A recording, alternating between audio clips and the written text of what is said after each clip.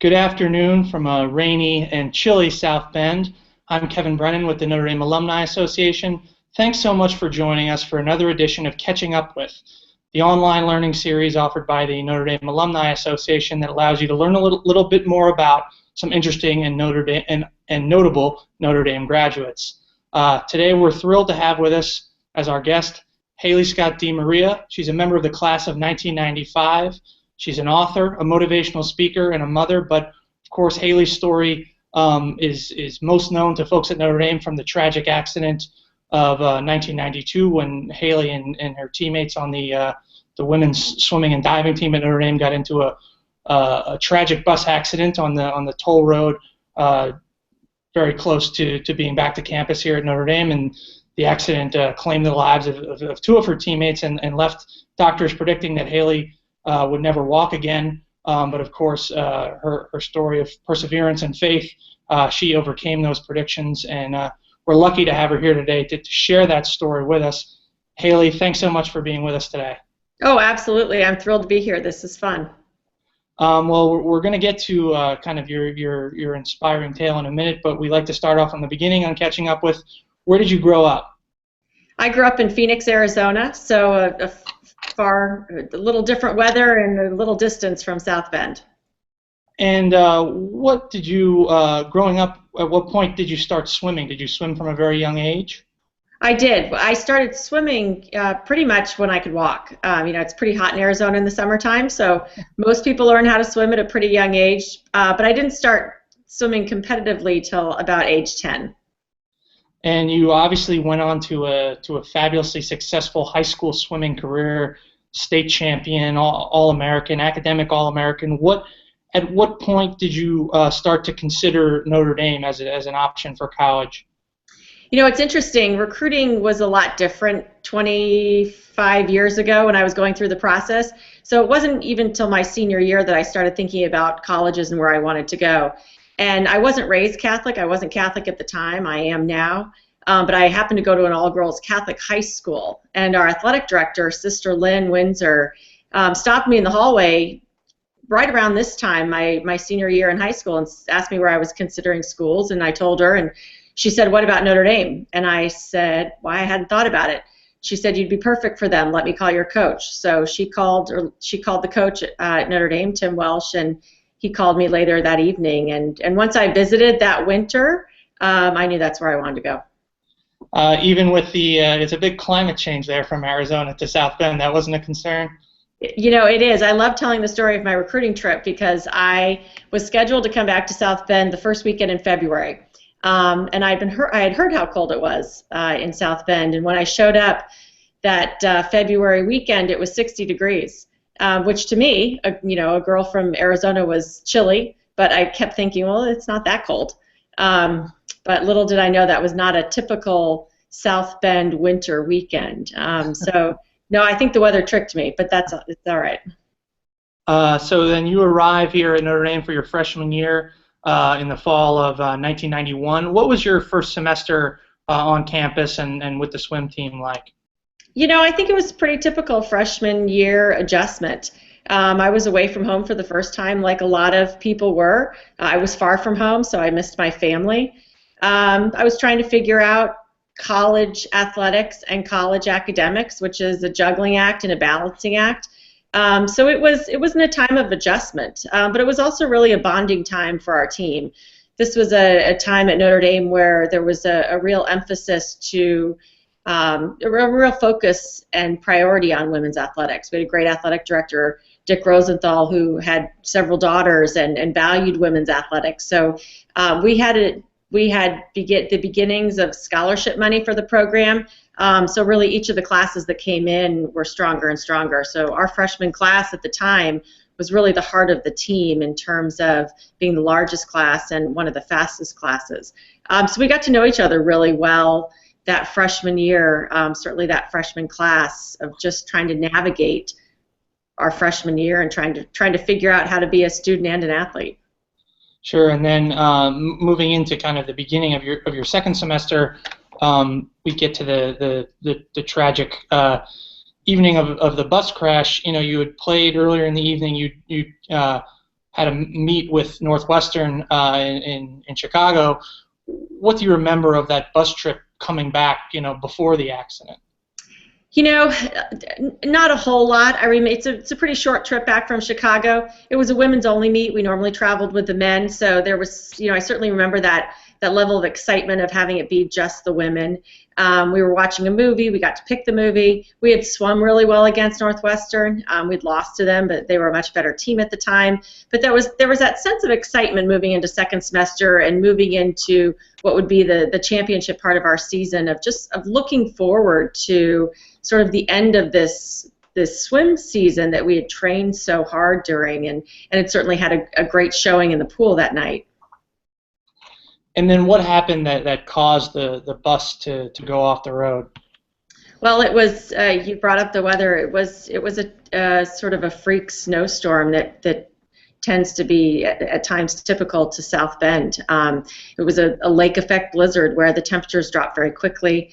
Our bus hit a patch of black ice, which was a term I didn't know at the time, and then as it veered off the road, hit a cement block, a culvert in the ground, and propelled itself, and literally did a flip turn. Our bus landed upside down, facing the opposite direction.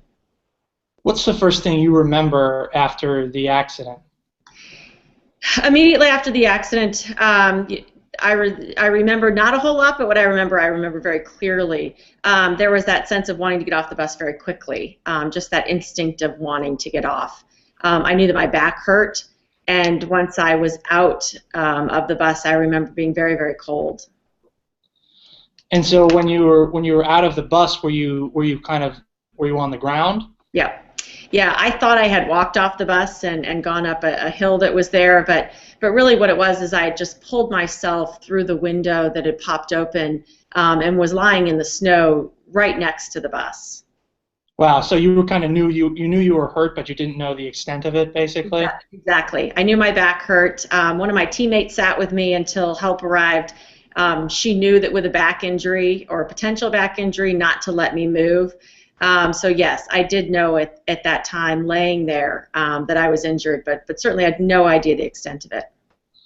And then how quickly did help come, an ambulance or other form of help for you and the others who were injured? Not very quickly at all, and that really speaks to, one, the time, it being 1992 and none of us having cell phones, but also it speaks to how bad the weather was that night. We were just 2 miles from that exit off the toll road for South Bend, but it took almost an hour for any sort of medical help to arrive. The accident happened shortly after midnight, and I didn't arrive at Memorial Hospital till close to 1:30 a.m. So it was quite a long time that we were outside. And what did the doctors tell you when you got to Memorial Hospital? Again, that's one of the few things I remember. But basically, they told me I was paralyzed. They told me they did not know the extent of my injuries, but if there was any chance for me to walk again, they needed to operate that night. And I do remember looking at the doctor saying, "Well, what are we waiting for?" And going in for emergency back surgery after that. In your book, What Though the Odds, you kind of, it's a really interesting read, and you kind of frame it through almost a diary approach where you have the dates and you go through each dates, and it really shows when you're reading it how kind of painful and difficult the few days after the surgery were. And one of the more poignant points is when you're told that 2 of your teammates, Megan Beeler and Colleen Hipp, had actually passed away. It's a few days after the accident, and you weren't aware yet. What was that like to learn, you're facing so many problems from the crash, and then you learn that 2 of your closest friends actually passed away? It was certainly a roller coaster for me. I was dealing with a lot, but that really put into focus what I needed to do. I had been told I'd been given at that point, been told that I had a 48-hour window for feeling or movement to return. It hadn't, but as soon as I learned that 2 of my teammates had passed away, I knew that I would. And that was my focus, and it was my goal, not only to walk for them, but to swim for them again and get back to competition. And It was certainly a very emotional time. It was a hard time. Being only 18 years old, it was a confusing time. It was certainly overwhelming dealing with all of these emotions and really all of these new experiences that I had never lived through before. But learning of their passing really gave me that laser focus that I was going to dedicate these very important things and really would carry on through the rest of my life and everything I do, dedicated to them. So you said, you were given a 48-hour window where if you didn't, show some movement in the lower part of your body, the doctor said you would be paralyzed for the rest of your life. When that 48-hour window passed and you still didn't have that movement, did you then come to kind of a point where you thought, okay, this is it, I'm going to be in a wheelchair for the rest of my life? No, I didn't. And the doctors continued to tell myself and my family that I was in denial and that I needed to step out of denial if they were going to be able to help me. And they kept telling me that I really needed to accept this reality, and I really never did. I had it in my mind that I was going to walk and I was going to swim and I was going to do it for Colleen and Megan, and that was really all I thought about. And my parents were really great. They were there. My mom stayed with me for the entire time I was in the hospital, and it was day by day and moment by moment.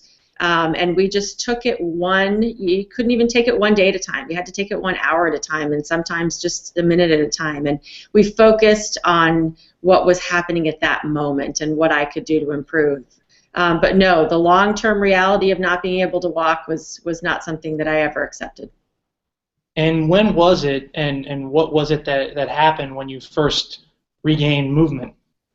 It was, well, again, certainly a moment I'll never forget. It was about, well, a few days after I'd been told I would never walk again, after a few days after that 48-hour window. And my dad was preparing to return back to Phoenix. I had a younger sister who was back home in Arizona, and as we learned, life goes on. My life may stop and my family's life may stop, but the rest of the world carries on, and my sister's life and the rest of my family's life in many ways needed to as well. So my dad was returning back to Phoenix that afternoon, and it was as he was sitting next to me, I'm in my hospital bed and obviously can't sit up or do much at that point, so near after surgeries. My dad was sitting on my right, my mom was on the left talking on the phone to our athletic director, Dick Rosenthal. And I had been working with a physician at the hospital who had also worked with our swim team on mental imagery. So it was something I was familiar with. And his whole concept was, your body cannot achieve what your mind can't conceive. Meaning if you can't see yourself doing it, you never will. And so I was focusing on seeing my toes move and trying to figure out how to make them move. And all of a sudden, the large toe on my right foot slowly started to move. And I did it several times because I wasn't sure if it was really moving or if I thought I was seeing it move. And then without taking my eyes off my toes, just took my dad's arm and said, "Dad, look." And that was the beginning of my body slowly starting to unlock. And the toes would then move, and then slowly my ankles, and eventually I was able to regain some movement in my legs before we started physical therapy. Wow. In your book, you talk about how during your time there in Memorial Hospital, it was sort of a parade of visitors from your teammates and coaches to your dorm mates from Lyons Hall to even Lou Holtz. What did you learn in those kind of days after the accident about Notre Dame and the Notre Dame family? Oh, I'm not sure I learned it as much as I felt it and lived it.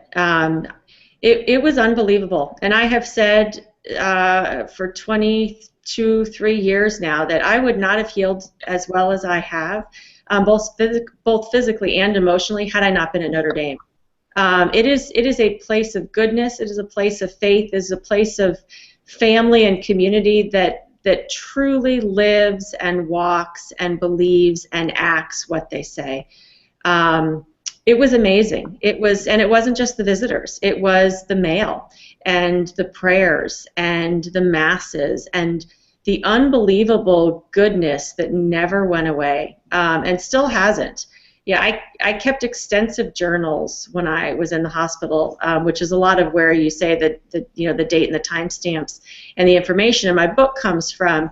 But one of my favorite passages is from September of 1992, and it says, I'm just back at Notre Dame, and it says it's been 8 months since the accident, and I can't believe how many people here still care.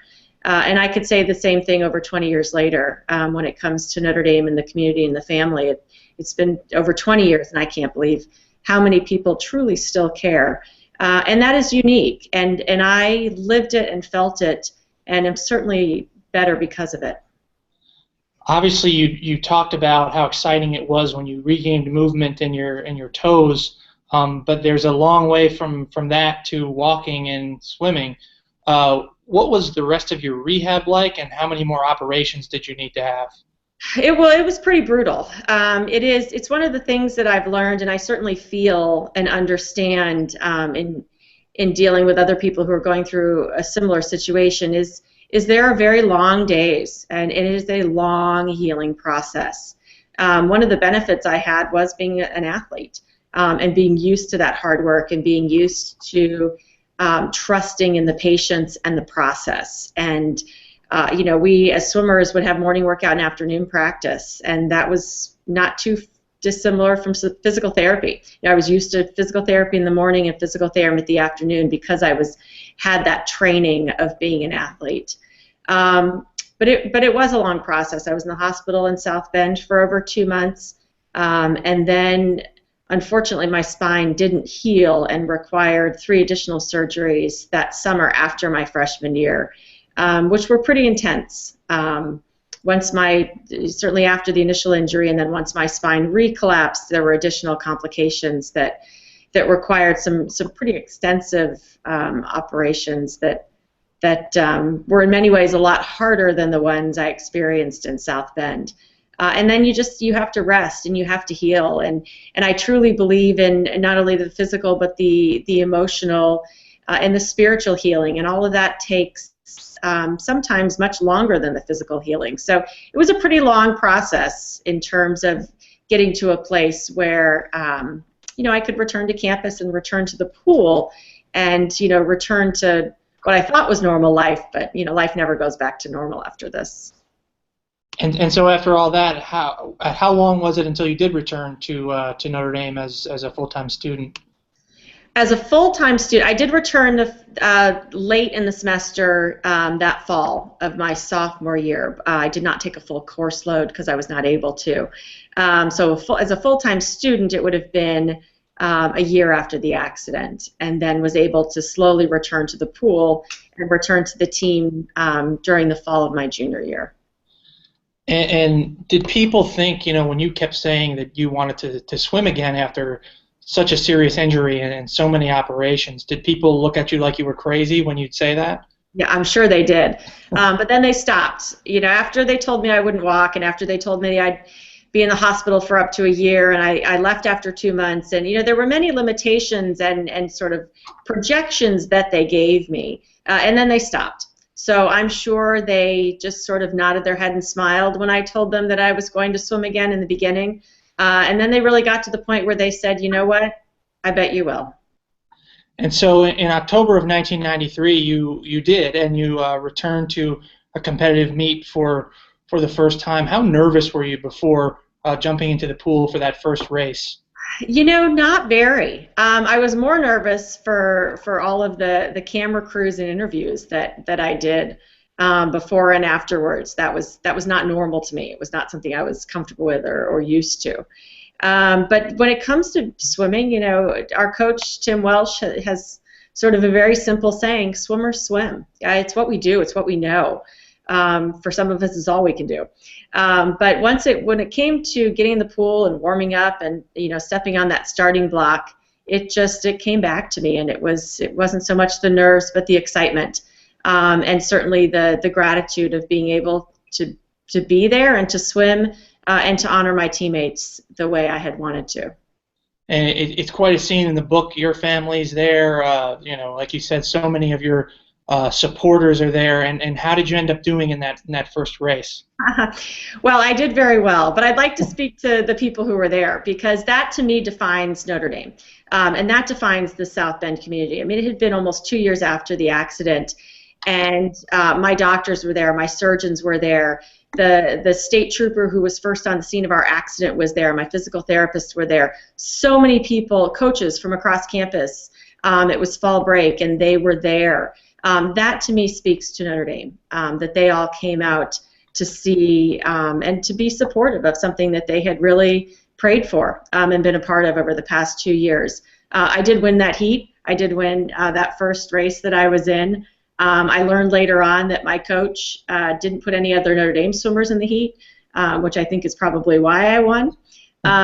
But again, that was just his way of allowing them to watch and them to not have to compete against me, and it was a really beautiful thing to do, and certainly a time to celebrate. In many ways the ending of the story, and in many ways the beginning of the story. Sure. And what were the emotions like for you when you look up and see that you finished first in your first race back after such a trying year or so? I don't know if it was so much I finished first as much as just I finished, and I did it. And my parents were there, and my family was there, and it was awesome. I was just thrilled to look up and see everyone who had walked the journey with me. So many people who had walked the journey with me be there to be a part of it. Well, it's obviously an incredible story, and you've been able to share your story through your book, What Are the Odds, and as a motivational speaker over the last several years. And I understand there's a movie in the works potentially based on the book. Yep, we are working on it. It's a process. I've learned it's a business out there, but I have a great producing team, one of which is a Notre Dame grad, Tom Allen, who works with a company called Allied, and he runs their faith and family division. And in that sense, it's a perfect fit for me, because they understand the business, but they also understand the faith aspect of the story and the family aspect and Notre Dame, and that's very important to me in telling this. But it's a story that I've learned, certainly that I kept to myself for a long time, but that I've learned over the past several years sharing it, that's really worth telling. I've always said this is everything good about Notre Dame that's not football. And I love football, but this really, my story, through me, but not because of me, really tells and shows and illustrates all that we love about Notre Dame, the community, our friends, our family, our faith, all of those things that we know because we spent time there, but that I'd love to be able to share with everyone else. Well, your passion for Notre Dame is obvious to anyone who speaks with you, and in 2012 you were selected to be the commencement speaker at graduation. What was that experience like for someone who loves Notre Dame so much? Well, I have said since then, and probably always will, that's about as good as it gets for someone who went to Notre Dame and certainly loves it as I do. It was beyond an honor and a thrill. It was very surreal, and sometimes it's still surreal to look back and think, oh my gosh, I can't believe I did that. If you've heard my commencement address, you are aware that I didn't quite know I was being asked when Father John called. I sort of missed that part because I was so overwhelmed with the fact he just wanted to give me an honorary degree.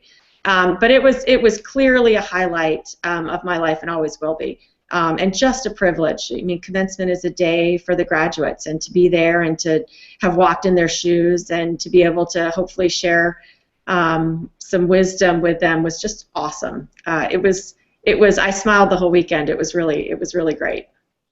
And you do so much to give back to Notre Dame, most notably as president of the board of the Monogram Club. Mm-hmm. What motivates you to spend so much of your time devoting to the Monogram Club and the university?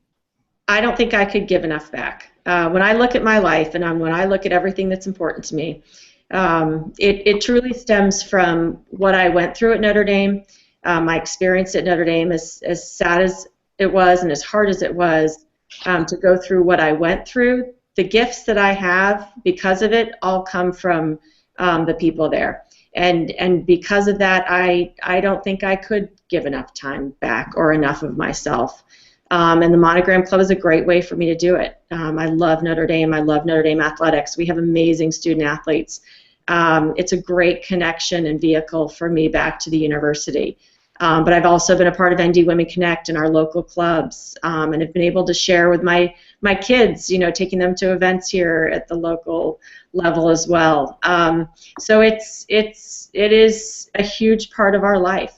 And again, what motivates me is really just what I've been given, and I can only hope I could give back as much as I've received. You obviously were very close to your teammates on the swimming and diving team as a student. Have you remained a close relation? Have you maintained a close relationship with those teammates in the years since you graduated? I have. We had a pretty large team at the time. We were over 30, so there were some that I kept in touch with more than others. But I have to say, since the arrival of Facebook in my life, I've connected with pretty much all of them, and it's been awesome. It's been really fun to see how far, just how all of us have grown. And it's one of the things that I truly attribute to the university, and really how amazing it is when you look at a group of young women, which we all were at the time of the accident, and what we went through at such a young age, so far away from home, away from our families, to see where we are now, and to see our families and what we're doing with our lives and our careers or our volunteer work, how healthy and happy we are in all the ways that matter. That's amazing. There are many paths we could have gone down after an experience like we lived through, and the fact that we didn't, I truly believe, is because we were at a place like Notre Dame that kept us, that helped us heal. And so it's been fun to certainly keep in touch with my teammates, but to have the social media connection to connect with all of them as well. And you spent so much of your time post-graduation sharing your story through the book, through speaking, through a movie down the road. Why is it important to you, to revisit a difficult time in your life? Why is it important to you to share that story with so many others? Well, it's important for a couple of reasons. One, I've never really asked, why did this happen to me? I've often asked, why did I heal as well as I did? And I'm learning, or I'm hoping, that one of the reasons that I healed as well as I have is to be able to help others. And it helps make sense of what I went through, because it was tough, and it was a hard road. And there are things I still live with. This doesn't go away, and I do still have physical effects from this.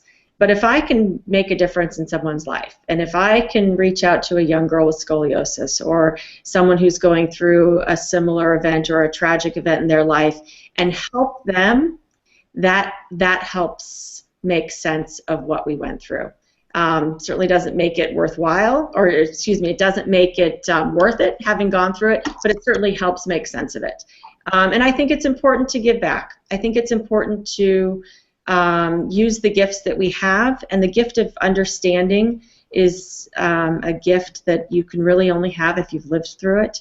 And I think it's important for me to be able to show my children that that's what you do when you go through a tough situation, is you find the goodness in it, and you share that goodness, and you focus on that goodness instead of perhaps the negatives. Well, Haley, it's truly an inspiring story, and thank you so much for coming on today and sharing your story with us. We really appreciate it. Absolutely. Absolutely. 30 minutes went quick. And have a great Christmas. Yeah, you too. Merry Christmas, everyone. And thank you to all those who watched at home and who are watching later on My Notre Dame or on our YouTube page. If you're still looking to buy some last-minute Christmas gifts, Haley's book, What Though the Odds, available on Amazon. It's really an inspiring and an excellent read. Thanks to those of you who joined us today. We hope you have a wonderful Christmas and holiday season with your families. For future editions of Catching Up With and all of our online learning events, please visit my.nd.edu/online learning. You can also go there to watch all of our past events. I'm Kevin Brennan with the Notre Dame Alumni Association. Thanks so much for watching.